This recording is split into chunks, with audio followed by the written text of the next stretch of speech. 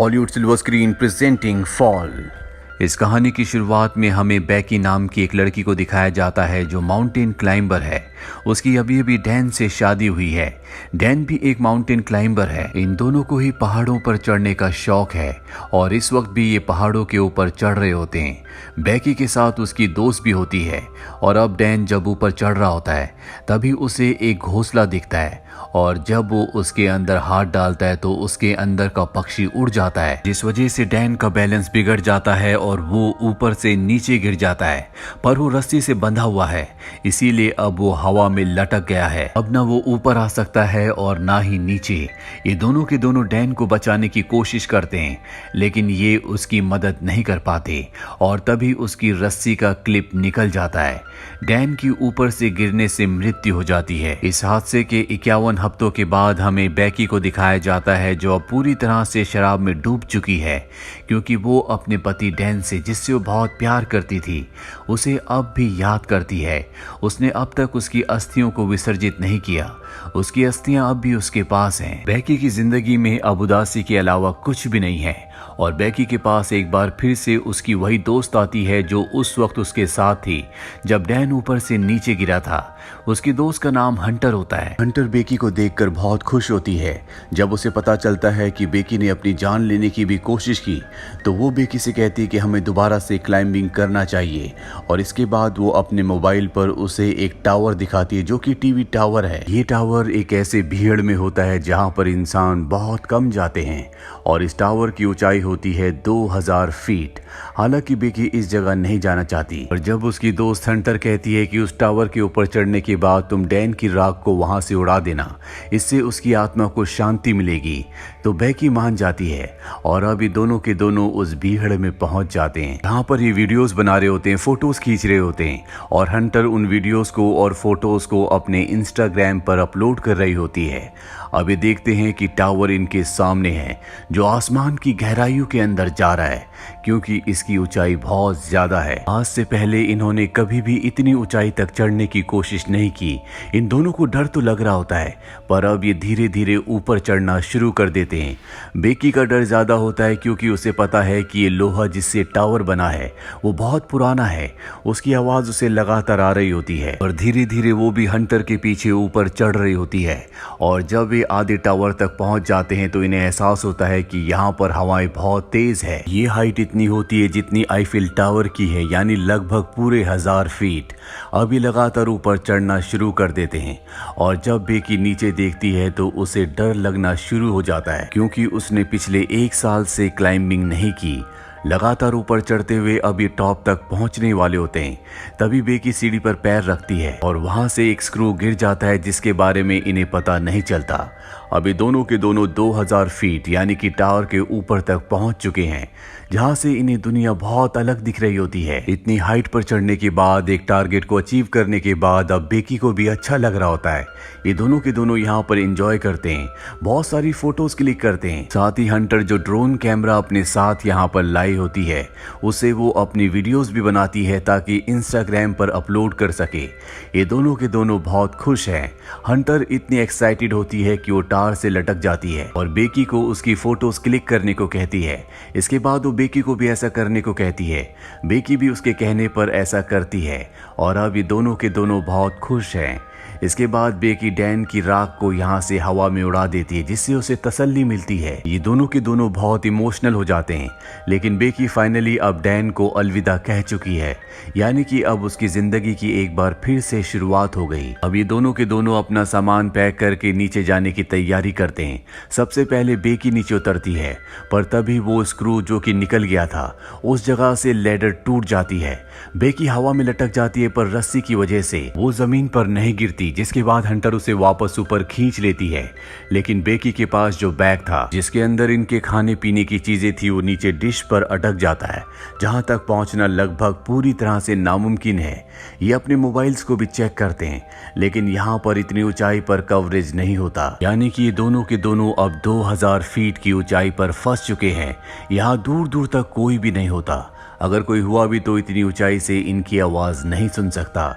यहीं टावर के ऊपर एक बॉक्स होता है जिसके अंदर एक फ्लेयर गन और एक दूरबीन होती है। और दिन में फ्लेयर गन का इस्तेमाल करने का कोई भी मतलब नहीं है, क्योंकि फ्लेयर गन को दिन में कोई नहीं देखेगा।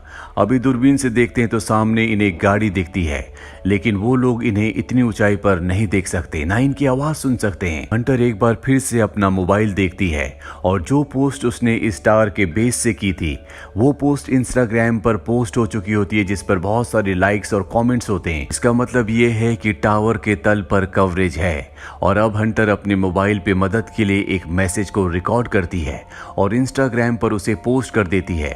इसके बाद वो अपने मोबाइल को रस्सी से बांधकर टावर से नीचे लटकाती है ताकि कवरेज आए और उसका मैसेज पोस्ट हो जाए। लेकिन बहुत देर तक वेट करने के बाद भी ऐसा नहीं होता। और अब हंटर अपने मोबाइल को अपने सॉक्स के अंदर रखती है, उसके बाद शू के अंदर रखती है और ऊपर से नीचे फेंक देती है ताकि नीचे गिरने के बाद उसका मैसेज चला जाए और इनकी मदद के लिए कोई आए। फोन शूज और सॉक्स के अंदर रखने की वजह से नहीं टूटा होता। और कुछ ही देर बाद ये ऊपर दूरबीन से देखते हैं जहां इन्हें नीचे एक आदमी दिखता है जो फोन पर बात कर रहा होता है। उसके साथ उसका डॉग भी होता है, पर वो इन्हें इतनी ऊपर ना देख सकता है और ना ही इतनी ऊपर से इनकी आवाज को सुन सकता है। यहाँ पर वो अपने फोन में बहुत ज्यादा मग्न होता है।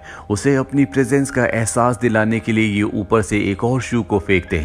हालांकि वो शू तो देख लेता है, लेकिन उसे ऐसा लगता है कि ये पहले से यहाँ पर था और वो अपने डॉग के साथ वहां से जाने लगता है। हालांकि बेकी यहाँ पर फ्लेयर गन चलाने की कोशिश भी करती है, लेकिन हंटर उसे रोक लेती है और कहती है कि रात होने का हमें इंतजार करना होगा, रात को वो हमारी फ्लेयर गन को देख लेंगे। और अब यहाँ पर अंधेरा हो जाता है, जिसके बाद ये फ्लेयर गन चलाते हैं, साथ ही अपने मोबाइल की टॉर्च को ऑन करके अपने हाथ से हिलाना शुरू कर देते हैं। इनके सामने जो गाड़ी यानी कि आरवी होती है जिसमें लोग कैंपिंग कर रहे होते हैं वो इन्हें देख लेते हैं, लेकिन वो इनकी मदद करने के लिए नहीं आते, बल्कि इनकी गाड़ी को चुरा कर यहाँ से निकल जाते हैं, जिससे दोनों के दोनों हताश हो जाते हैं। जैसे जैसे रात होती है इन्हें नींद आना शुरू हो जाती है। ये वहां पर सो जाते हैं, लेकिन जगह बहुत कम है। हंटर ऊपर से गिरने वाली होती है कि बेकी उसे पकड़ लेती है। तभी वो देखती है कि उसके पैर पर एक टैटू बना है जिस पर लिखा होता है 143। ये देखकर बेकी हैरान हो जाती है, क्योंकि उसका हस्बैंड डैन उसे हमेशा कोड वर्ड में आई लव यू कहता था, यानी कि 143। वो समझ जाती है कि डैन के बीच में और हंटर के बीच में कुछ न कुछ था, और जब वो हंटर से पूछती है तो वो एक्सेप्ट कर लेती है। वो बेकी से माफी भी मांगती है, लेकिन बेकी अब पूरी तरह से नम हो चुकी है। बेकी की नजर अब भी उस बैग पर होती है जो बैग नीचे एंटीना में यानी कि डिश पर अटका हुआ है। उसके अंदर इनका ड्रोन और खाने पीने की चीजें हैं। किसी भी कीमत पर इन्हें उस बैग को ऊपर लाना होगा, पर वहां पर सीढ़ियां नहीं होती, इसीलिए उस बैग तक पहुंचना इतना आसान नहीं है। पर हंटर, जो कि बहुत ही साहसी होती है, वो रस्सी की मदद से नीचे जाना शुरू करती है, पर इससे पहले कि वो डिश तक पहुंचती रस्सी खत्म हो जाती है। हंटर जंप लगाकर डिश तक पहुंच जाती है। अब उसके पास बैग है, लेकिन रस्सी उससे दूर होती है। वो सेल्फी स्टिक की मदद से बैग को रस्सी में अटकाती है और इसके बाद खुद भी जंप मारकर रस्सी को पकड़ लेती है। और रस्सी से ऊपर चढ़ना इतना आसान नहीं है, क्योंकि इसमें बहुत ताकत लगती है और उसके हाथ जख्मी हो रहे होते हैं, जिस वजह से रस्सी उससे छूट जाती है, वो नीचे गिर जाती है। बेकी जब नीचे देखती है तो वो अब भी रस्सी से अटकी हुई होती है और वो उसे रस्सी के साथ ऊपर खींच लेती है, जिस वजह से उसकी जान बच जाती है। अब इनके पास इनका ड्रोन है जिसे ये मदद मंगवाने के लिए यूज करना चाहते हैं। ये एक पेपर पर लिखते हैं कि हमें मदद की जरूरत है, हम टावर के ऊपर अटक चुके हैं, और उस पेपर को ये ड्रोन के साथ फिक्स कर देते हैं और अब ये ड्रोन को उड़ाते हैं। पर तभी इन्हें पता चलता है कि इनके ड्रोन की बैटरी बहुत ज्यादा डाउन है, वो सामने दूर दिख रहे घर तक नहीं पहुंच सकता, इसीलिए इन्हें ड्रोन को वापस बुलाना पड़ता है। और अब एक बार फिर से रात हो जाती है। रात को जब बेकी सोती है तो ऊपर देखती है कि टावर के टॉप पर एक लाइट जल रही है, यानी कि वहां पर करंट है। वो बड़ी मुश्किल से ऊपर चढ़ती है और ड्रोन के चार्जर से उसे चार्ज करना शुरू करती है। जब तक ड्रोन चार्ज नहीं होता उसे वहीं पर लटका रहना पड़ता है। ड्रोन जब पूरी तरह से चार्ज हो जाता है तो बेकी नीचे उतर जाती है, जिसके बाद ये ड्रोन पर उसी चिट को लगाते हैं जिस पर इन्होंने लिखा होता है कि इन्हें मदद की जरूरत है, और इसे उस घर की तरफ भेजते हैं जो सामने दिख रहा होता है। पर इससे पहले कि वो घर तक तक पहुंचता वो एक गाड़ी से टकरा जाता है, जिससे इनकी आखिरी उम्मीद भी टूट जाती है और अब इन्हें कोई उम्मीद नहीं है कि कोई इनकी मदद के लिए यहाँ पर आएगा। बेकी की हालत बहुत ज्यादा खराब हो चुकी है। वो हंटर से कहती कि तुम मुझे अपना शू दो।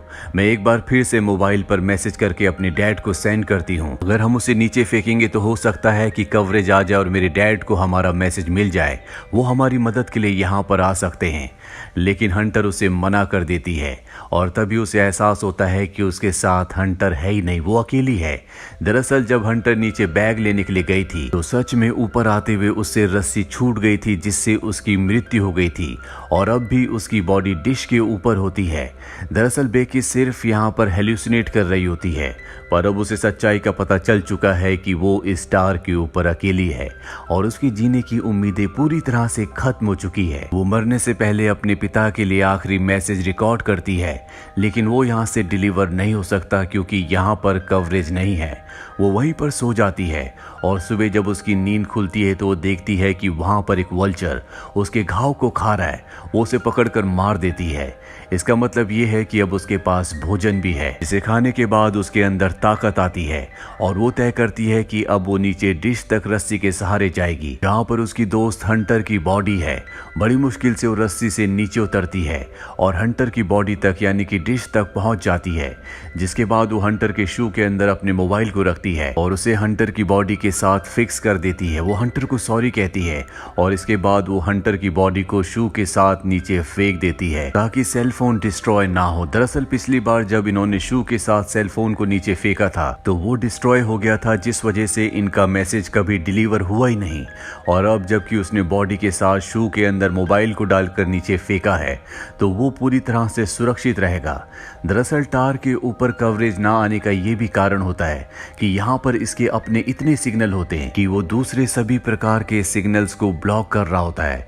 एक बार फिर से रात हो जाती है और बेकी के फादर यहाँ पर आ जाते हैं। वो देखते हैं कि टार के आसपास भीड़ है और वहां पर बेकी की डेड बॉडी है जिसे पुलिस ले जा रही है। ये देखकर वो पूरी तरह से टूट जाते हैं क्योंकि वो अपनी बेटी से बहुत प्यार करते हैं।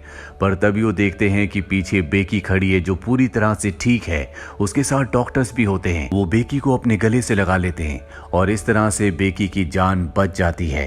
तो ये थी पूरी कहानी फिल्म फॉल की। ये फिल्म ईयर 2022 में रिलीज हुई थी। IMDb पर इसकी रेटिंग है 6.4। उम्मीद करते हैं कि ये कहानी आपको पसंद आई होगी।